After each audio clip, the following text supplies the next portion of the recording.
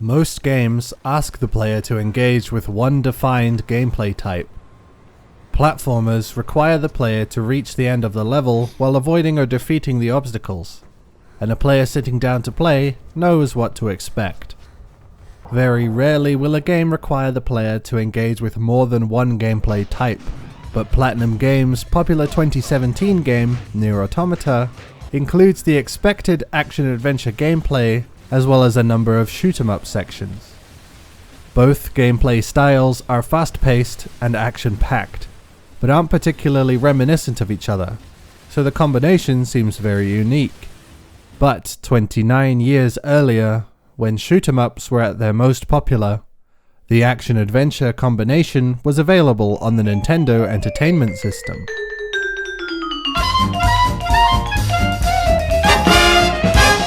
Before the breakout success of Puyo Puyo, Compile spent a lot of their early years developing shoot-'em-ups for various home systems, with the majority of their games releasing on the MSX home computer system.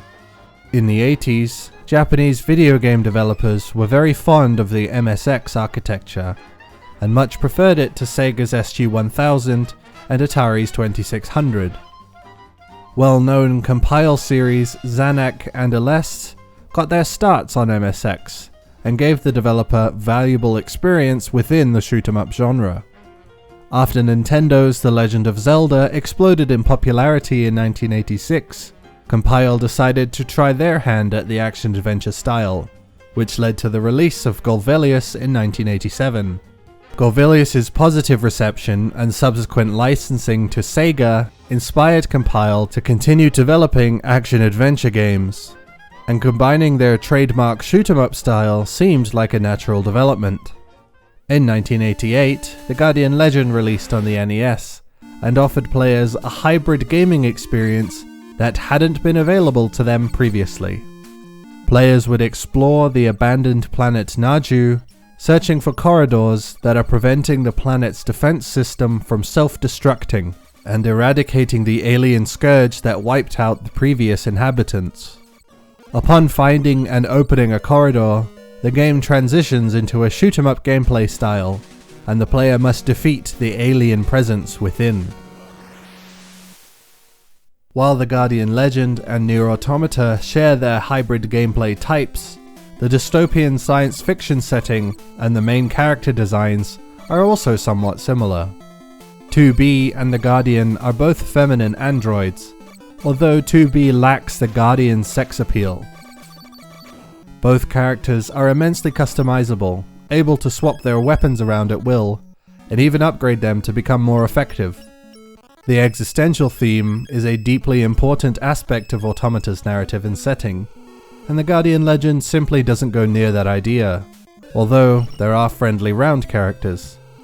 Automata's boss encounters are also shared between the gameplay styles, and while there are mini-boss tier enemies within the Guardian Legend's action sections, it would appear that Compile were far more comfortable creating challenging enemies within their tried and tested shoot-'em-up system.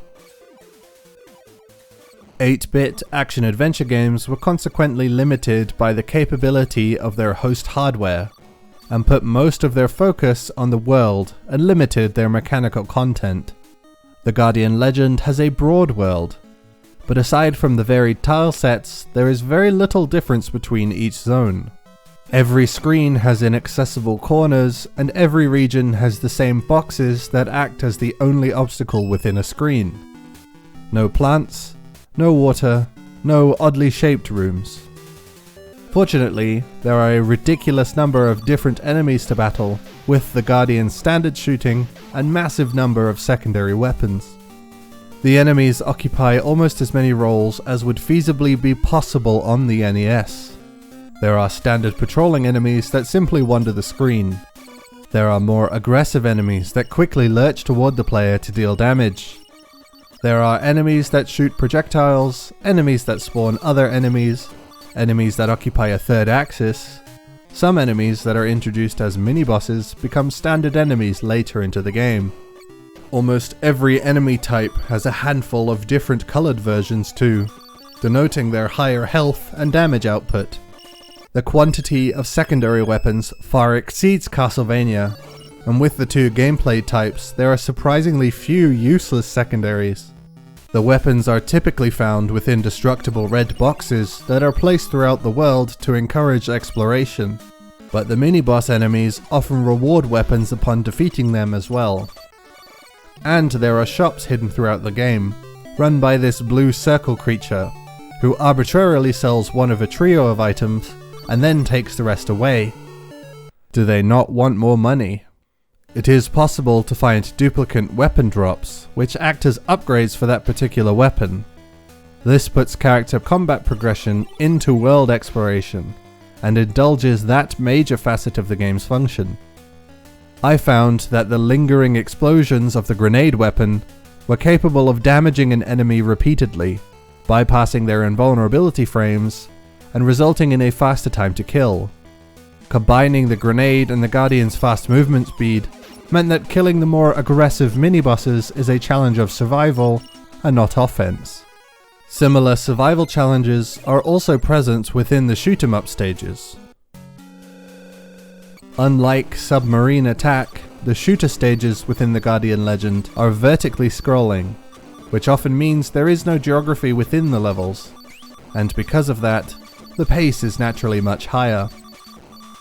There are a variety of backgrounds to scroll through that are reflective of the area the player entered from, and these levels regularly employ a visible transition from the initial shoot-'em-up gauntlet to the boss encounter at the end. This means the player will never have to maneuver around landmasses or asteroids, but there are enough enemies and projectiles to keep things frantic. There are even more enemies within the shooter levels than there are in the action portion, including a few enemies that are immune to damage from the Guardian's regular weapons. Similarly, the number of enemies that fire projectiles that cannot be destroyed by the standard weapon is much, much higher, so the player is incentivized to use more active weapons to defend themselves. A full screen clear is also available, although it doesn't use the same currency ammo that the rest of the weapons use. It has its own usage total that can only be restored by finding the screen clear weapon again. I favoured the horizontal lasers during the shooter stages, as they are very active and cheap to use. Plus, they ensure most of the Guardian's vulnerable sides are protected, and they're effective against those enemies that approach from below or spend a significant portion of time at the bottom of the screen. There aren't many normal enemies that do this, but the bosses are often vulnerable to the lasers. There are 11 total bosses within the shooter stages, although most are reused a few times with the similar color change mechanic that is used within the action-adventure enemies. The aliens that attacked Naju have a variety of mechanical and biological elites to battle, and an aquatic theme is present among many of these larger sprites. Again, unlike Submarine Attack, the boss enemies are mostly mobile and offer a much higher pace to their encounters. I have done detailed boss analyses previously, and while I'm happy to offer comments on the finer details within a game, I am hesitant about revealing too much for someone who might wish to play the game themselves. If you would like me to go over things like bosses or detail and explain entire levels if they're especially noteworthy, let me know in the comments. The first boss the player will encounter is at the end of the game's introductory level. The large automated defense system is one of the few stationary bosses within the Guardian Legend. A bundle of trapdoors await the player, each opening briefly to spew a projectile out before closing again. The doors are damageable when closed, and since the player is currently using their most basic weapon, this encounter is fairly easy. The speed at which the doors are able to rearm and fire again increases as the fight goes on, but since the total number of potential threats is much lower, this fight gets even easier as the boss loses attack points. Later on, when this boss returns with a new eyeball look, the lack of movement sets it up to be exploited by the horizontal lasers that deal constant damage to the boss, and destroy incoming attacks with very little effort. The eyeball projectiles track the player, so I can imagine this fight being quite challenging without using secondary weapons. But even the worm enemies and the mushroom spores are no match for the horizontal lasers. Fleepa is a mechanical cyclops fish that shoots the most brutal projectile to deal with without appropriate secondary weapons. These small squid creatures are the only enemy or projectile that can go off of the screen and come back onto it. Their speed is also perfectly balanced with Fleepa's movements across the screen, and there's a high likelihood the player will be pincered between two squids and the boss multiple times. I had an aimable secondary weapon during my first encounter with Fleepa, but since this is an NES game, the aiming of that weapon and the Guardian's movements are controlled with the D-pad. Fleepa appears a handful of times within the early stages, but when it appears during the boss rush at the end of the game, all of the previous challenge is evaporated by the player's arsenal. Zib-Zub is a very similar enemy, but is encountered far fewer times, and is actually easier than Fleepa due to its movement patterns. The next boss is the Crawdaddy. It's a big crawdad that shoots claws and it moves back and forth across the screen. All of the other bosses have reasonable names. This is great, but why? In Australia, we call this creature a yabby. The rest of the world knows them as crayfish, crawfish, or rock lobsters. They had so many options. Crawdaddy. This thing gets up to impressive speeds as it takes more damage, and the frequency it shoots claws at the player acts as almost a solid wall to kick the player back into the action-adventure world to find more upgrades. Upon finding the horizontal lasers, I was able to nullify the Crawdaddy's advances and take control of the situation, although I was pretty exhausted by the end. The most difficult encounter in the game appears quite often and manages not to be weak to the horizontal lasers. Optomon, or Tangela as I found myself referring to it, is a large ball of tentacles that flies back and forth across the screen. It shoots tiny projectiles that cannot be destroyed by the Guardian's regular shooting attack, and places walls on the screen that can catch the player in a corner if they aren't cognizant of the possibility. Optomon has no blind spots, so it is unique among the bosses, and I think it was certainly the best choice to have this boss recurring as frequently as it does. Unfortunately, another boss that does reappear a bunch is a mechanical ship called the Bombarder. This is an unusually shaped machine that teleports around the screen and fires a huge wave of missiles before it teleports away again. The Bombarder has a severe blind spot right next to itself, so swooping in beside it and letting the horizontal laser deal huge damage to it is not only a very obvious solution, but due to the number of projectiles being destroyed, it is easy to profit in health and ammo whenever the boss attacks. This boss appears as frequently as Optomon does, which is a decision I don't really understand. It isn't challenging, it discourages moving and dodging, and the boss isn't particularly interesting to look at. Another mechanical boss I feel appears too frequently is the Clawbot. The Clawbot slowly tracks the player across the screen, firing missiles and a large beam weapon whenever its claw is open. The player must first deal enough damage to the claw so that it detaches from the rear half of the machine, then avoid the increased frequency of beam attacks to damage the rest of the Clawbot until it is destroyed. At first I found this fight to be entertaining, as the detached claw is still present on the screen, and the player has to either destroy it or avoid it until the claw disappears off of the bottom of the screen. But as the Clawbot continued to reappear, I began to notice that the rest of the fight is very bland. The missiles are dealt with as thoughtlessly as the Bombarders, and so long as the player is slightly ahead of the beam attacks, they pose next to no threat. The final confrontation with a Clawbot within the boss rush has additional meteorites to deal with that I would have preferred the presence of much sooner. Teramute is a reptile with a flame breath attack and the ability to teleport around the screen. This enemy is so easy to defeat that it would serve as a reasonable replacement to the defense system boss from the start of the game. The flame breath attack can be destroyed with the Guardian's regular shooting. The boss has no other attacks. The first and only time I encountered Teramute was 3.5 hours into the game, where I defeated it on my first attempt and never saw it again. The balance throughout the rest of the game is consistently excellent, so it's strange that this enemy puts up less of a fight than the Crawdaddy. We're getting close to the end. Grimgrin is the first member of a trio of floating head creatures, and the most erratic boss encounter in the game, particularly the boss rush version with the meteors. The boss floats around the screen, gaining momentum to try and slam into the Guardian with each pass.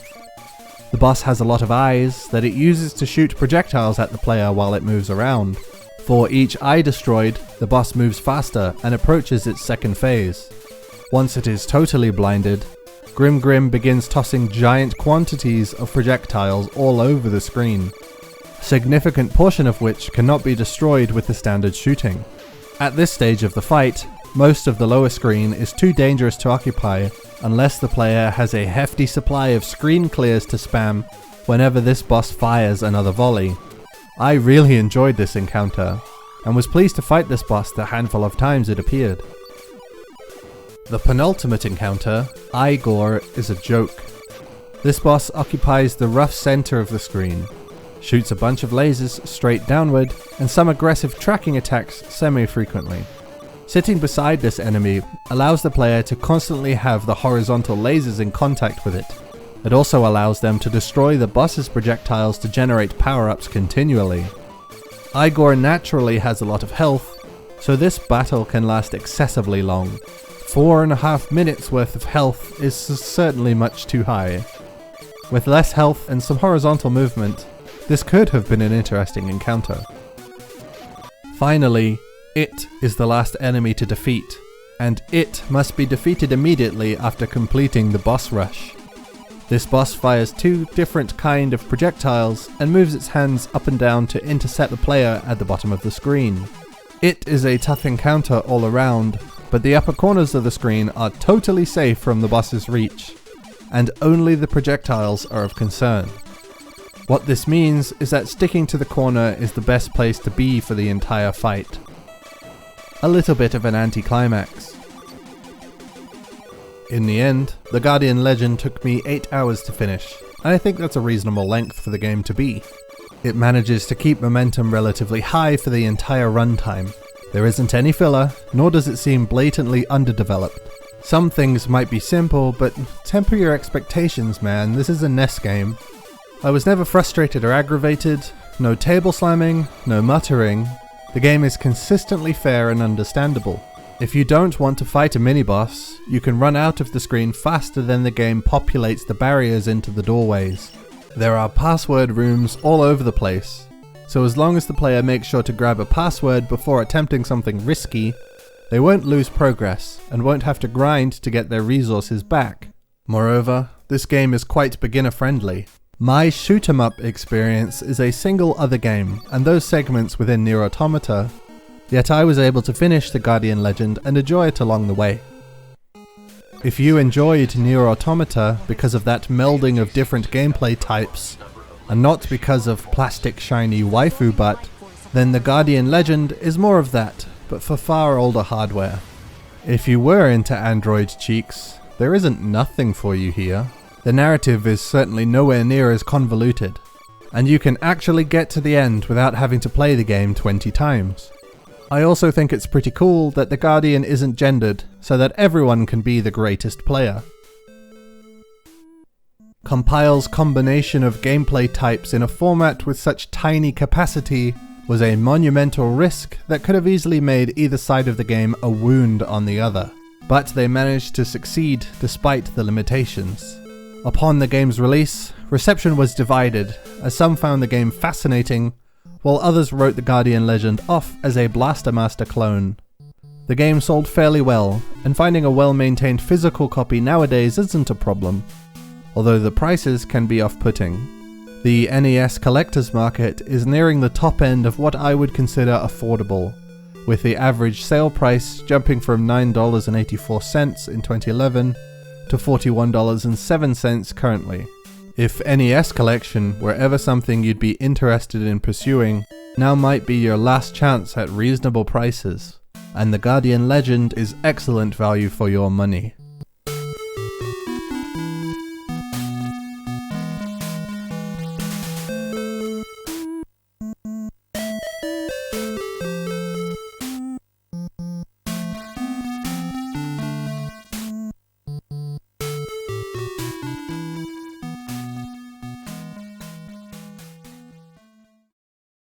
Thanks for watching. This week marks a milestone that I didn't expect to reach so soon. I thought 40 was a lot of people, and yet here we are in the triple digits. Thank you for the support. I'll see you next week, on the edge.